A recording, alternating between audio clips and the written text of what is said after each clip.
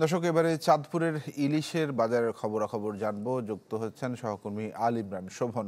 শোভন, কি পরিমাণ ইলিশ ধরা পড়ছে এবং ইলিশের দাম আসলে কেমন? RICL TMX, যুগের পর যুগ স্থাপনা থাকে মজবুত। হ্যাঁ, তানভীর, এখন ইলিশের ভর মৌসুম চলছে। আমি এই মুহূর্তে রয়েছি চাঁদপুর জেলা শহরের অন্যতম বৃহৎ যে মৎস্য পাইকারি বাজার রয়েছে, যেটি শহরের বড় স্টেশন এলাকায় অবস্থিত। বিগত সময় ইলিশের এই ভর মৌসুমে এখানে প্রতিদিন গড়ে 1 থেকে 1,500 মনের ইলিশ আমদানি হতো, কিন্তু বর্তমান মৌসুমের চিত্রটা সম্পূর্ণ ভিন্ন। এখানে প্রতিদিন গড়ে 400 থেকে 500 মণ ইলিশের আমদানি হচ্ছে, যার কারণে ইলিশ মাছের দামও বেশ প্রভাব পড়েছে।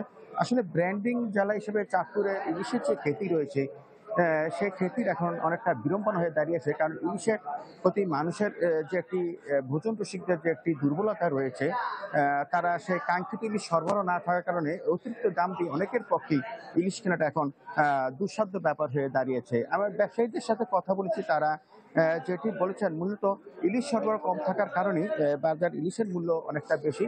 আমি যদি আজকের একটু বাজার দরটি জানাই, সেটি হচ্ছে 1 কেজি পরিমাপের ইলিশ সেটি বিক্রি হচ্ছে 2500 থেকে 2600 টাকা ধরে। এছাড়া চাঁদপুরের বাইরে অর্থাৎ বরিশাল, ভোলা, লক্ষ্মীপুর থেকে যে ইলিশটি আমদানি হচ্ছে, সেটি কেজি প্রতি বিক্রি হচ্ছে 2100 থেকে 2200 টাকা দরে।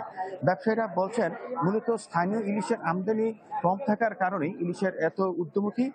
পক্ষান্তরে চাঁদপুরের ইলিশ এখন অনেকটা বাইরের ইলিশের আমদানির উপরই অনেকটা এই বাজার নির্ভরশীল হয়ে পড়েছে, এবং বাইরের ইলিশ সেই লোকজন এখানে কেনাকাটা করতে হচ্ছে। তো এই ব্যাপারে আমি জেলা মৎস্য অফিসের সাথে কথা বলেছি, তারা যেটি বলেছেন, আসলে নদীতে ইলিশ কম থাকার কারণে বাজার ইলিশের ঊর্ধ্বমুখী। ইলিশ সরবরাহ বৃদ্ধি পেলে ইলিশের মূল্য স্বাভাবিক পর্যায়ে চলে আসবে বলে ইলিশ গবেষকরা জানিয়েছেন। এই ছিল ইলিশ নিয়ে চাঁদপুর থেকে সর্বশেষ খবর।